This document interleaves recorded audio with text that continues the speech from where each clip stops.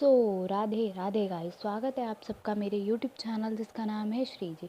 आज जिस टॉपिक पर मैं बात करने वाली हूँ वो है, हमने गर्विश कर लिया था, ठीक है। गर्विश की मेरी वीडियो आ चुकी है, अब काय की आएगी दूसरी विश। नेक्स्ट टॉपिक क्या था इसमें?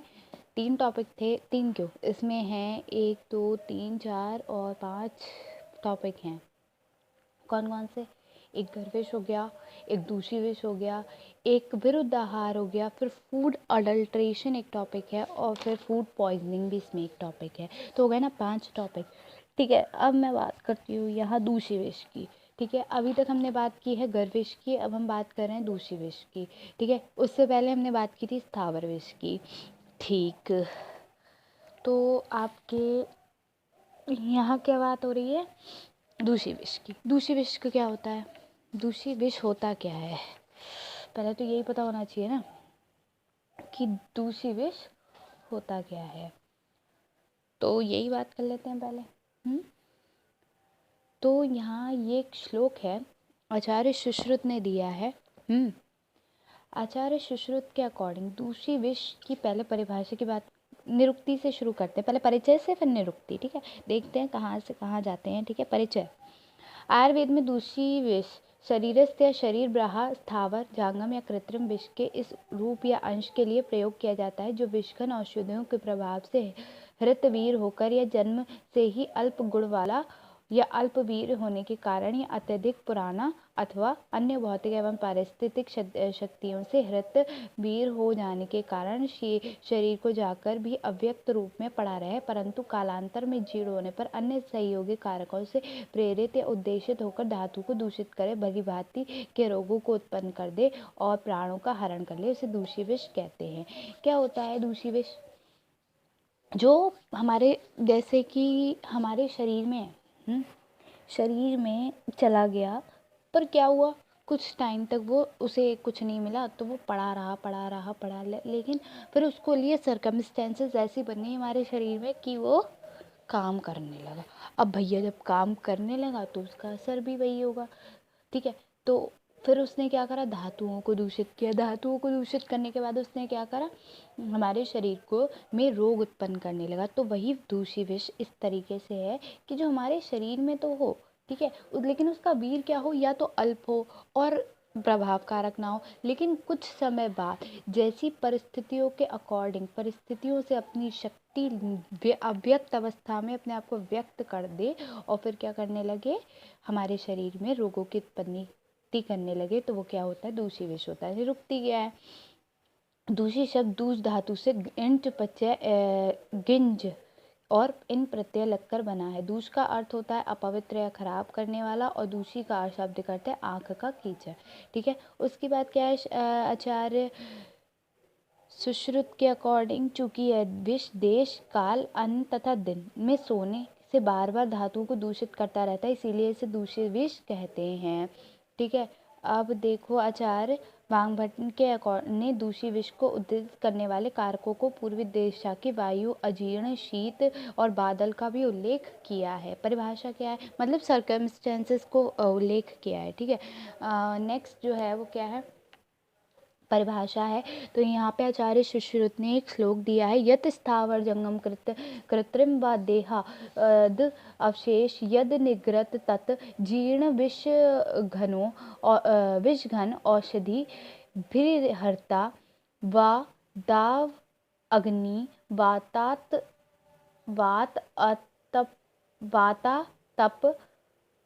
वातातप शोषितम व स्वभावतो वा गुण विपर्ययम विषम ही दूषी विषतामु उपेति वीर्य अल्प भावानम निपात्येत कफाव्रतम वर्ष गण अनुबंधी, अर्थात क्या है, आचार्य सुश्रुत ने क्या बताया है कि स्थावर जांगम अथवा कृत्रिम विष का एक अंश जो पूर्ण रूप से शरीर के बाहर नहीं निकल पाता किंतु पचकर अथवा विषखन औषधियों के प्रभाव से हृतवीर होकर हमारे शरीर में पड़ा रहता है, उसे धीरे धीरे दूषित करता है। जो पुराना पड़ गया हो, जो वानाग्नि से वायु अथवा धूप से जलकर या सूखकर हृतवीर हो गया हो, अथवा जो जन्म से ही स्वाभाविक गुणों से युक्त नहीं हो, उसे दूषी विष कहते हैं। नेक्स्ट है दूषी विष के प्रकोपक कारण। दूषी विष के प्रकोपक कारण क्या होंगे? शीत हो सकती है, अनिल अर्थात वायु हो सकती है, दुर्दिन यानी कि क्लाउडी वेदर हो सकता है। ये सभी दूषी विष के प्रकोपित होने के कारण हैं। ठीक है,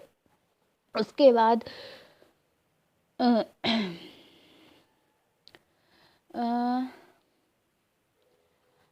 अष्टा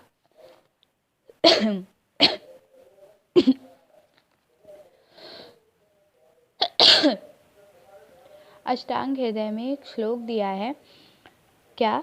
दृष्टम दुष्यंते धातु दूषी विषम स्मृतम। ठीक है, दूषी विषतम मतलब जो दूसरों को दुष्ट करे वो क्या है, और धातु को दुष्ट करे, ठीक है, वो क्या है, दूषी विष है। ठीक है, और ये काय से? विषघन औषध यही सब है। ठीक है, इनसे क्या करेगा, हमारे शरीर को नुकसान पहुंचाएगा।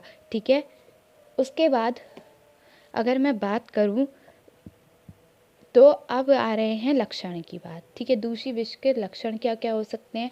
आचार्य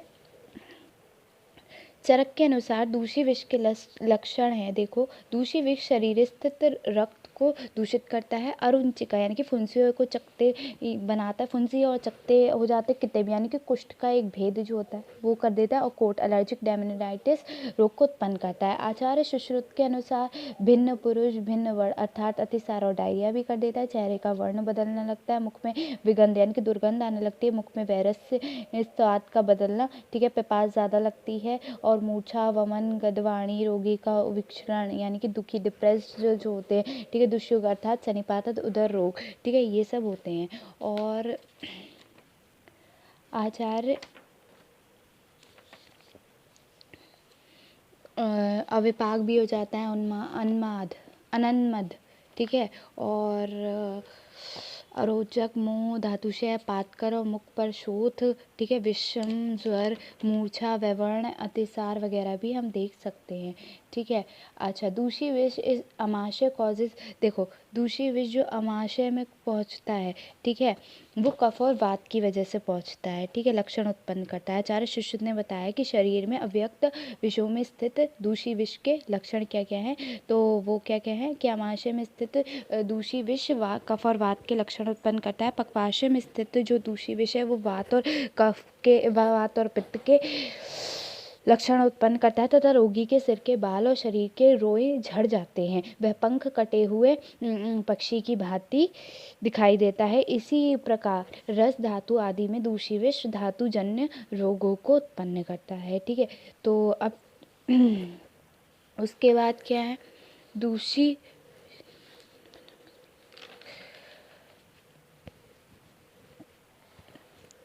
उसके बाद है आपका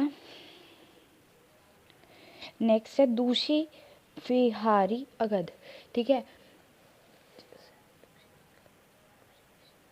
दिस मेडिसिन और एंटीडोट। ठीक है, दूषी विषारी अगध क्या होता है, ये एक ऐसी मेडिसिन है, दूषी ट्रीटमेंट है, देखो, ठीक है, तो ट्रीटमेंट तो ये कैसे बनाई जाती है, ये देखो, ट्रीटमेंट है ना दूषी विष का, तो हम बनाएंगे कैसे, दूषी विष से पीड़ित रोगी के लिए भलीभांति स्वेदन देकर वमन द्वारा शोधन कराएंगे। अगर मेडिसिन बनानी है तो मेडिसिन हम कैसे बनाएंगे, पीपली, कृतृण, जटामासी, शावर, लोद्र, कोटि, केवटी, मोथा, हुलहुल यानी कि सवर्चिका और सूक्ष्मैला और स्वर्ण गैरिक, इन्हें मधु में सेवन कराएंगे, मधु के साथ मिलाकर सेवन कराएंगे। उसके बाद शरीर के शुद्ध हो जाने पर जब हम वमन और विरेचन करा देंगे, ठीक है, वमन द्वारा शोधन करा देंगे, उसके बाद हम ये देंगे। ठीक है, अगर उपद्रव हो गया तो उनकी चिकित्सा कैसे करेंगे,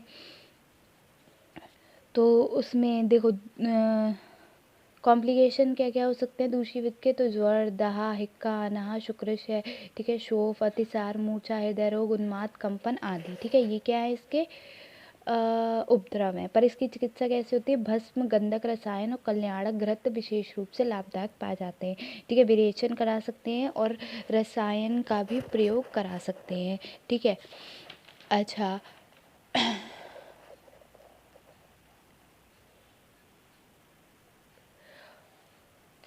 उसके बाद है दूषी पूर्व रूप। दूषी विष के पूर्व रूप क्या होते हैं? दूषी विष के जो पूर्व रूप होते हैं उसमें थोड़ा सा है निद्रा, गुरुत्व, जृंभा, ठीक है, अंगमर्द, ठीक है, और अजीर्ण, ठीक है, पूर्व रूप है ये, ठीक है। और अरुचि, ठीक है, रोमांच, अंगमर्द, उद्र, छद्री, अतिसार, बल वर्ण, ठीक है, मूर्छा, तृष्णा, ये सब क्या है? पूर्व रूप है, ठीक है। तो ये हो गया आपका यहाँ पे दूषी विष, ठीक है। तो यहाँ पे ये कंप्लीट हो गया आपका दूषी विष। अब इसी में एक और आ रहा है कि दूषी विष में एक टॉपिक और है, प्रथमे इसमें 7 प्रकार की इसमें है कि पहले तो है विष से आक्रांत होने पर 24 प्रकार की चिकित्सा कैसे होती है, ठीक है। तो कैसे होती है विष से आक्रांत होने पर 24 प्रकार की चिकित्सा, ठीक है, तो वो बताया गया है। तो वो कैसे करोगे? विष से अगर कोई पीरियड है तो उसे कैसे कैसे चिकित्सा कराई जाती है?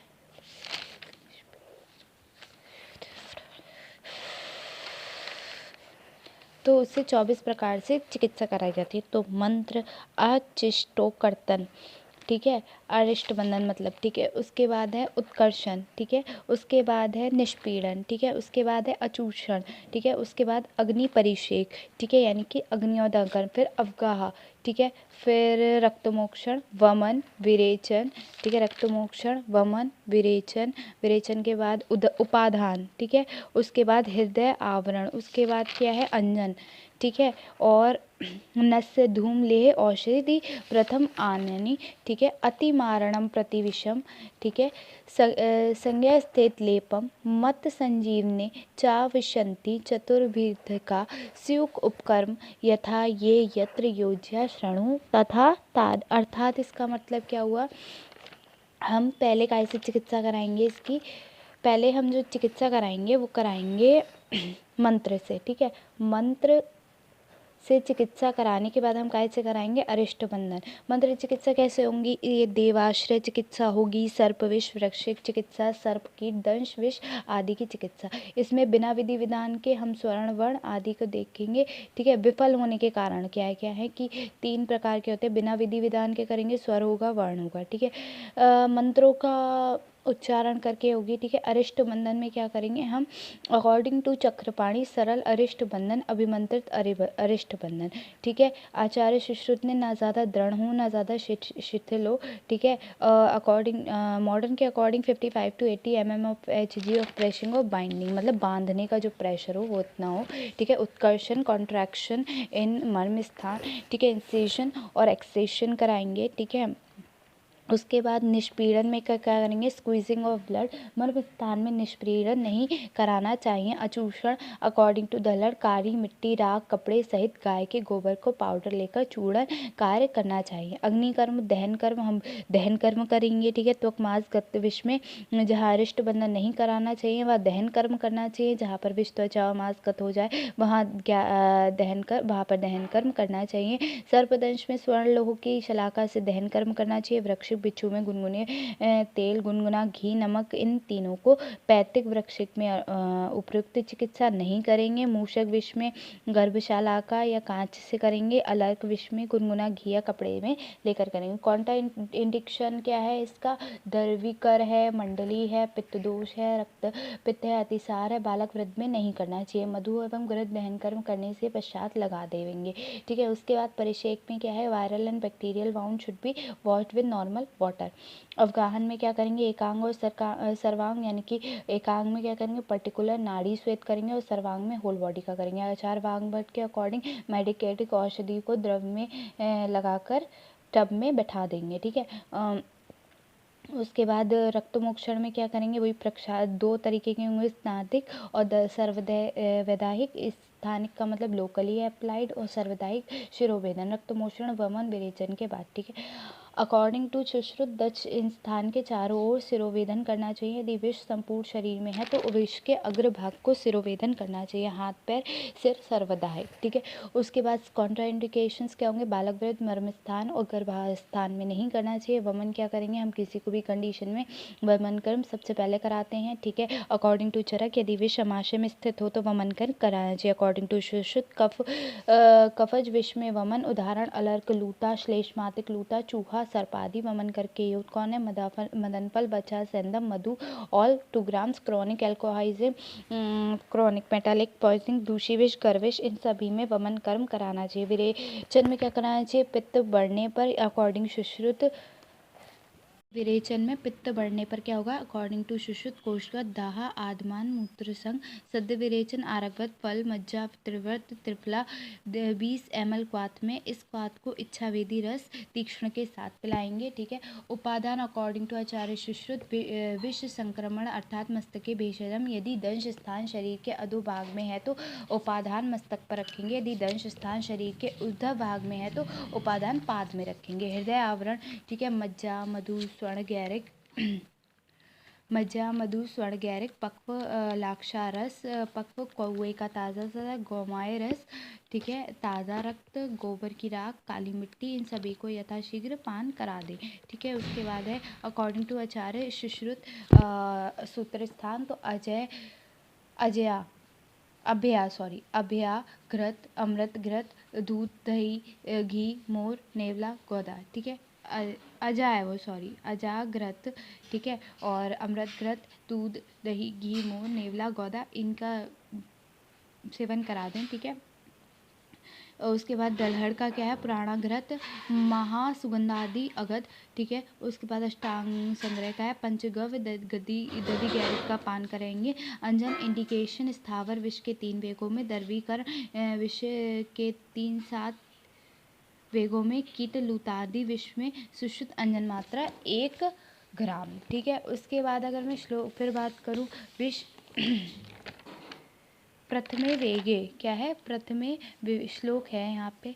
ठीक है, तो ये देखो कि अगर वर्गोक्रम ऐसा हो, वर्गोक्रम ये 24 प्रकार की चिकित्सा पूछी जाती है कि अगर ऐसे ऐसे होंगे तो हम क्या क्या करेंगे। तो देखो कि जिभ, श्याम और जड़ मूर्छा खास पीड़ा हो तो चिकित्सा कैसे करोगे आप, वाम यानी कि पवत कराकर, शीत अम्बु चियम यानी कि शीतल जल से परिषेक, मधु, ठीक है, और घी में भली भांति मिलाकर अगध पान कराएंगे। यानी कि प्रथमे विषवेगित, अगर प्रथम विषवेग है तो वांता शीता अम्बु सेचितम, तो उसमें क्या करेंगे हम, वमन कराकर शीत अम्बु जल से यानी कि शीत जल से परिषेक, मधु, घी में भली भांति मिलाकर अगध पान कराएंगे। ठीक है, अगधम मधु पिबयान पावेत समायु तम। ठीक है, द्वितीय, ये एक हो गया श्लोक। ठीक है, द्वितीय वेग अगर दिख रहा है तो द्वितीय वेग में क्या है, द्वितीय पूर्व वृद्धांत पपायेत विरेचनम। ठीक है, तो क्या करेंगे, अगर कंपन, शिथिलता, दाह, गले में पीड़ा, हृदय में वेदना अमाशय में जाने पर है तो ये लक्षण हो गया। अब चिकित्सा पूर्व की शांति ही वमन, पहले वमन कराएंगे, द्वितीय पूर्वांत पायमित विरेचनम, उसके बाद हम क्या कराएंगे, वमन के पश्चात तीव्र विरेचन करवाएंगे। ठीक है, पहले तो हमने पूर्व वेदांत यानी कि हमने पहले वमन करा दिया। ठीक है, वमन के बाद हमने शीतम्बू का भी पान करा दिया घी में भली भांति मिलाकर, उसके बाद हम तुरंत ही विरेचन, तीक्ष्ण विरेचन दे देंगे। ठीक है, ये दूसरा हो गया। अब तीसरा, तृतीय अगध पानम, तृतीय अगध पानम तू हितम नस्य तथा अंजनम। ठीक है, क्या करेंगे हम तृतीय वेग में, क्या करेंगे, क्या लक्षण होंगे उसके, तालुशोष, अमाशय, तीव्र शूल, नेत्र विवर्ण या हर तरह विवर्ण तथा शोथ, ठीक है, युक्त होगा, क्षोभ युक्त होगा, तो हम क्या करेंगे, अगध का पान कराएंगे। ठीक है, और नस्य और अंजन करा देंगे। ठीक है, चतुर्थे स्नेह समृश्य पाए ये तादगदम भिक्षक। ठीक है, चतुर्थ में क्या करेंगे हम, पहले लक्षण देखेंगे, पक्वाशय, अमाशय, पीड़ा, हिचकी, कास, आंतों में गुड़गुड़ाहट, सिर भारी, तो वेद स्नेह मिश्रित अगध का पान कराएगा। पहले में अगध का पान है, अब इसमें स्नेह मिश्रित अगध का पान है। ठीक है, उसके बाद पंचमे शोद्र शोद्रम शोद्र मधु क्वाथ युक्तम प्रवादवर्ते, अर्थात 5वें वेग में क्या अगर लक्षण है, इसे कफस्राव है, विवरणता है, जोड़ का टूटना है, पक्वाशय की पीड़ा है, सभी दोषों का प्रकोप है, तो हम मधु एवं मधु यष्टि मुलैठी के क्वाथ में मिलाकर अगद पान कराएंगे। ठीक है। नेक्स्ट है षष्ठे अतिसारवत सिद्धिर अनिल पीड़म सप्तम। पहले इसके लक्षण क्या है, वृद्धि और प्राणनाश। अतिसार, ठीक है, अतिसार की शांति चिकित्सा करेंगे हम, विधान का पालन तथा अपपीड़न नस प्रयोग करेंगे। मुहिम सप्तम मुहिर्मम काकपदे कृत्वा साग्रवा पिबितम। ठीक है। उसके बाद क्या है, स्कंद पीठ और लक्षण है, स्कंद पीठ और कटी टूटने लगती है तथा श्वास अवरोध होकर मृत्यु हो जाती है। तो इसमें ऐसा क्या करेंगे, ठीक है, पहले लक्षण दिख रहे हैं तो हम सिर पर काकपाट के आकर का चिन्ह लगाकर उस पर रक्त मिश्रित मांस रख देंगे तथा अपपीड़न नस का सेवन अवश्य कराते हैं। ठीक है। तो यहाँ क्या हो गया, यहाँ पे ये चिकित्सा हो गई। तो अगर पूछी जाए कि आपकी 24 प्रकार की अकारांत चिकित्सा कौन सी है, तो पता चले एक तो वो मंत्र वाली होगी। ठीक है। और वेगों में चिकित्सा कौन सी है, ये 7 प्रकार से पहले लक्षण उत्पन्न होंगे और उसके बाद हम ऐसे ऐसे करके चिकित्सा दे देंगे। ठीक है।